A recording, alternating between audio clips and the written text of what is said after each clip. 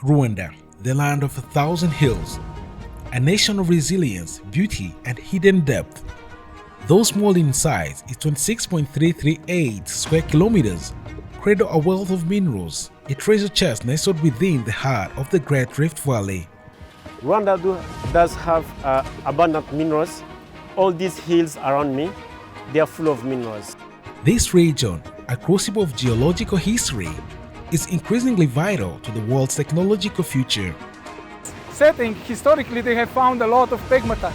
So pegmatite is a type of rock that we mine and it actually can contain tantalum, siderite and tungsten. And Rwanda is reaping big, Africa's largest producer of tungsten, world's leading producer of tantalum, and among top producers of tin, all totaling into $1.1 billion of mineral exports in 2023. Rwanda is rich in terms of minerals, and we also have a good diversity of minerals. But where does all this come from? If you look at all the 30 districts of this country, there's no single district which doesn't have a mine. What is the policy driving all this? We've seen the transformation of the regulator side dramatically in 10 years, go to a very high professional standard.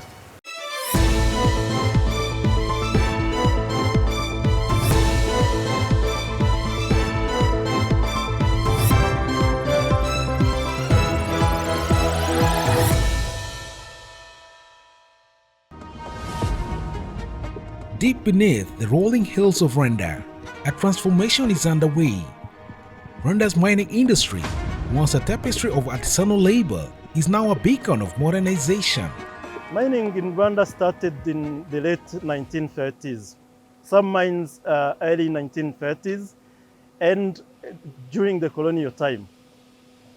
And it was almost mostly artisanal. Mining with chisels and hammers and shovels, sluicing, panning. But nevertheless, the mining operations went on through different operators, even to a point where resources were nationalized and companies like Somirwa and Ledemi took over in different periods. But now, mines are trying to mechanize as we go on. So we have a track record of more than 80 years of mining operations. Despite that long history, it has always been artisanal. But the mechanization like we are seeing here, if Rwanda keeps doing that, Rwanda will be a global player on the strategic and critical minerals such as tin, tantalum and tungsten.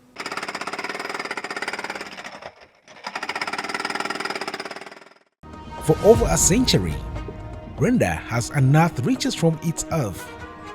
From the early days of discovery in the 1920s to the present era of sophisticated extraction, the journey has been one of continuous evolution. Two Greek brothers were sent to continue exploration.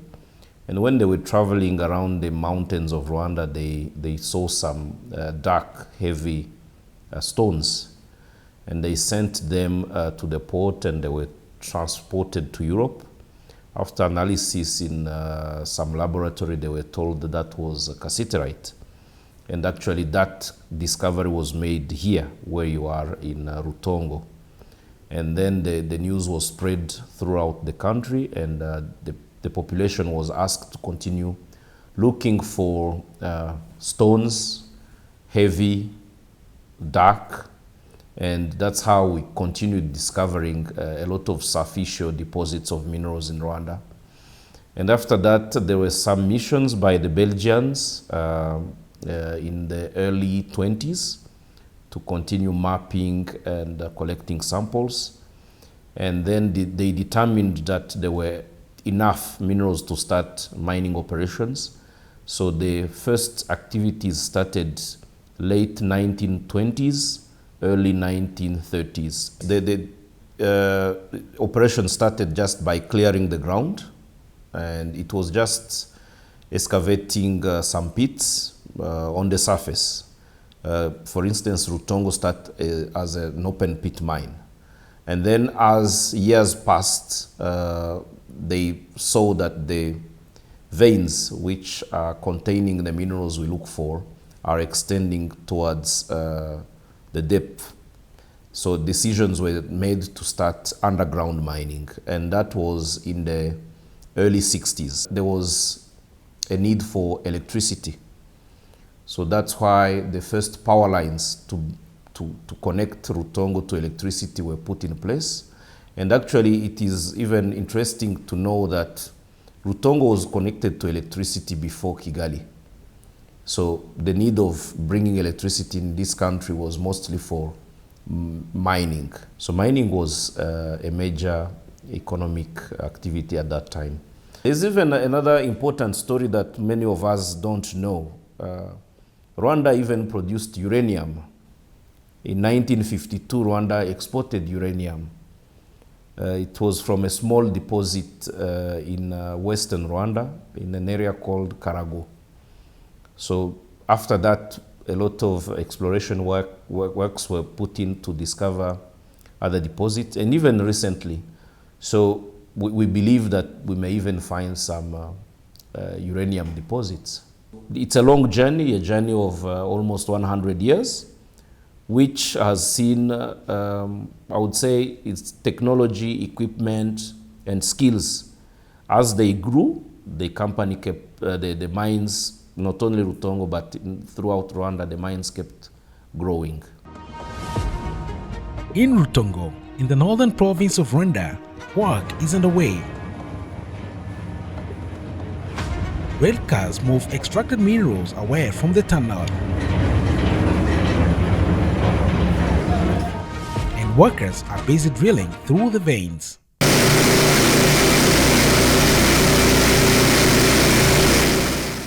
It's a full-scale operation. Here lies the oldest and largest tin mine in Rwanda, ranking second largest in Africa. Here at Rutongo, a production operation started in 1931.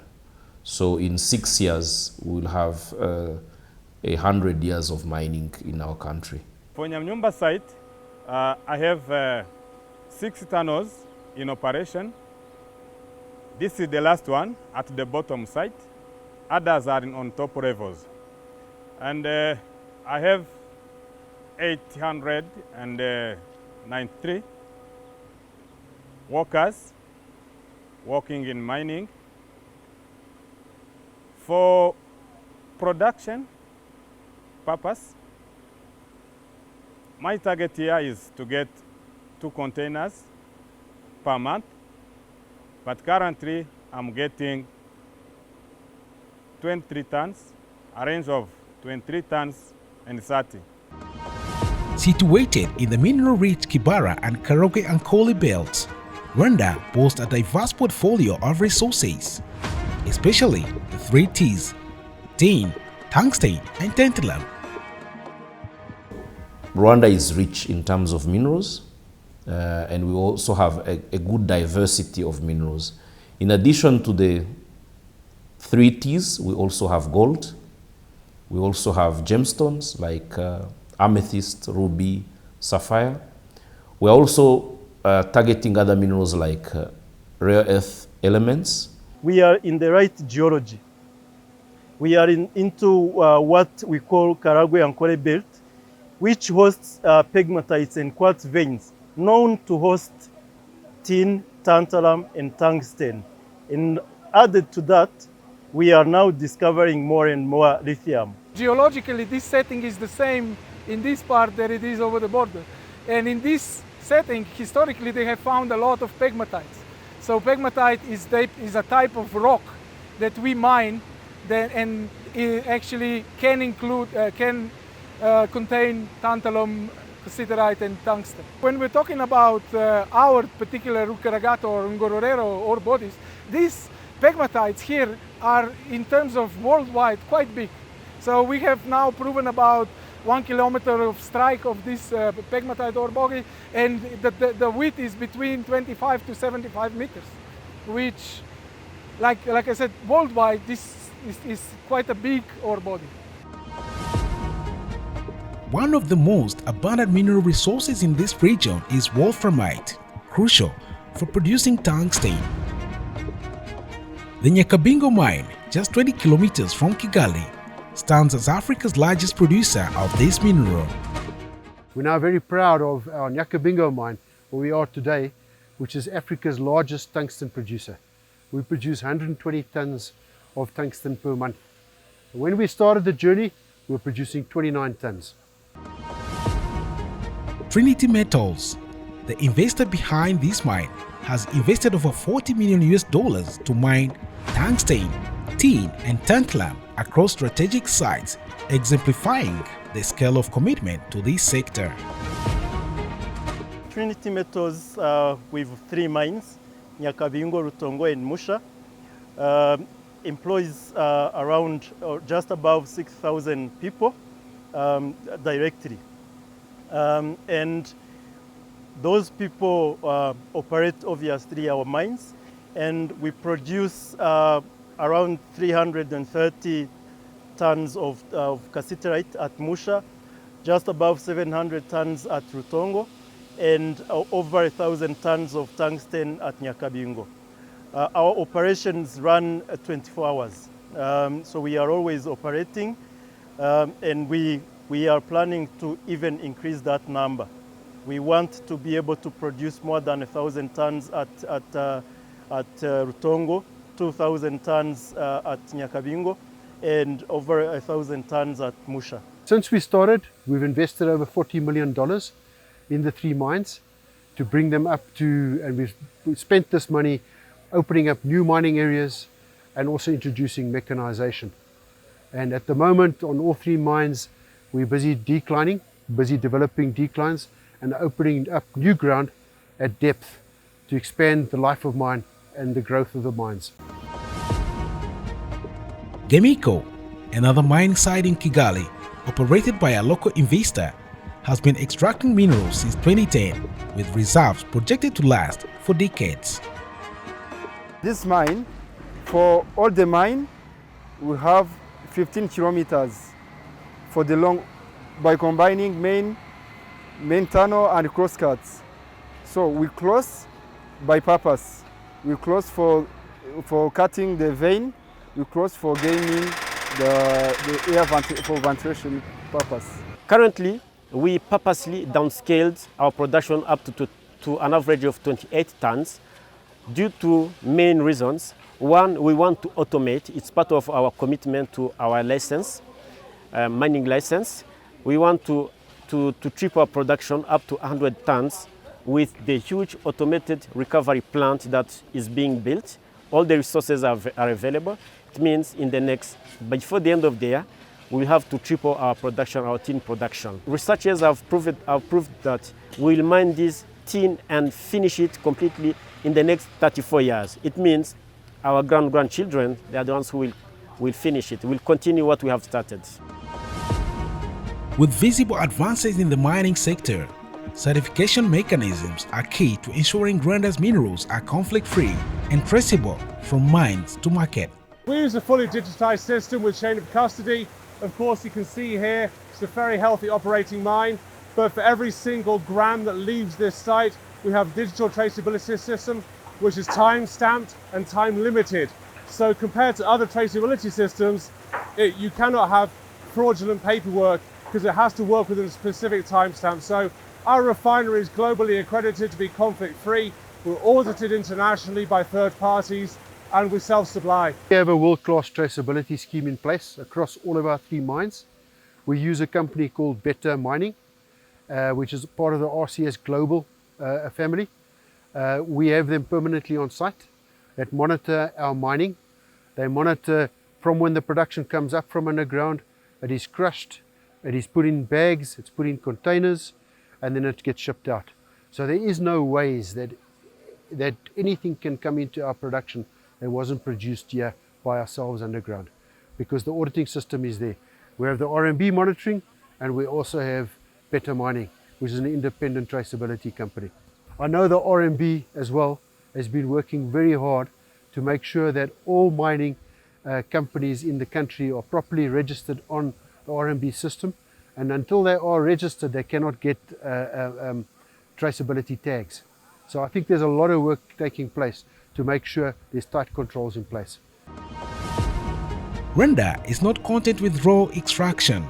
The nation is investing heavily in value addition, from advanced smelting facilities to gold and tantalum refineries, transforming raw materials into high-value products.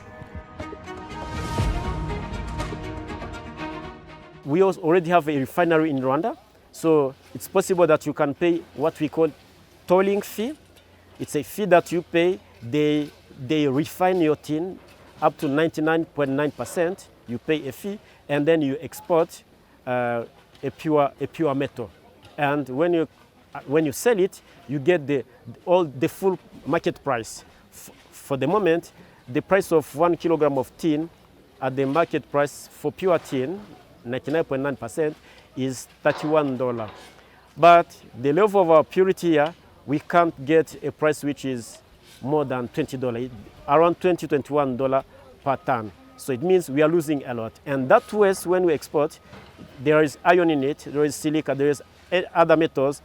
If you keep exporting for maybe for 5 or 10 years, you end up giving other minerals for free because they only buy one metal. Yet, in what we call concentrate that we are currently exporting, there are also other valuable metals in them. In Ngororero district, northern Rwanda, Power M runs the only fully industrialized tantalum mine in Eastern Central Africa. The company has invested in Africa's only tantalum refinery. Okay, so this is primarily a tantalum and niobium mine, but we also have cassiterite, which is producing tin from here. We do have other byproducts from here for spodumene, for lithium, and then some small quantities of hafnium and zirconium. Here at the moment we can do about 360,000 tons per year. We have about 5.5 million tons of resource, which we're currently expanding to a target to in excess of 30 million tons, and then to be able to produce about 1.2 million tons a year. Specifically invested in Rwanda though was because we're also a tantalum and niobium refiner. So we built a refinery here in the eastern province in Bugesera, where we have a chemical process. In order to make such long-term investments on an industrial scale, you need good rule of law and you need predictability. It took us about 5 years to finish the feasibility studies. And so when we're looking at a 20, 30-year horizon, we need to know that the rule of law is good for that period. So it was mostly the infrastructure and governance that persuaded us to mine here and refine here, but also the minerals have to be here.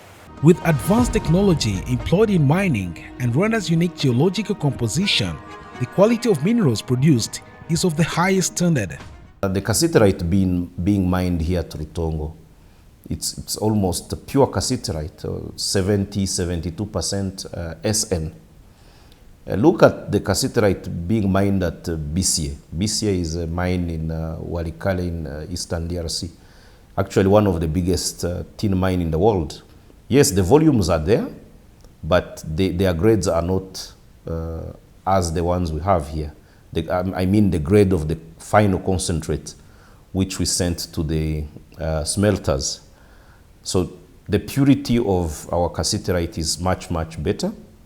And that's why a lot of companies are asking us to supply them with our cassiterite. And it's not only for cassiterite, it's also for coltan. It's the grades we have in different mines, especially in the center and western part of Rwanda, a high grade coltan. You get some very good tungsten in Rwanda and other different types of minerals. To ensure sustainable mining, Rwanda's operators adhere to stringent environmental practices, ensuring economic progress does not come at a cost of ecological integrity. If you don't take care of the environment, you end up failing even to continue your mine project. So we have the tree planting. We build water drainages to ensure that the soil erosion is contained. We have built huge water dams. It means all this groundwater that is being fetched, that we use to wash minerals, is being retained downstream Later on, after it's been filtered, it's pumped back so that we can reuse it. We have Nyabarongo wetland that we need to take care of to ensure that we take samples periodically to ensure that there are no heavy metals in it, because in the end, the wetlands, it's a storage of water that we need today and tomorrow, so that we don't contaminate it, so that in the end, to prevent that, our population can develop, let's say, health issues due to heavy metals that are coming out of this mine. Rwanda's mining industry is booming, registering success in both domestic operations and exports. The government is actively fostering investments, offering attractive incentives, and supporting ongoing explorations in critical minerals. Mining has got huge potential in this country. The great thing about Rwanda is it's got fantastic leadership. It's a stable country and it's very investor friendly. We get great support from the government and the RMB in terms of helping us grow this business. The potential in the industry is huge. Potentially, if you look at tungsten, there are potentially another 3 Nyakabingo mines in the country. The tungsten opportunities are huge.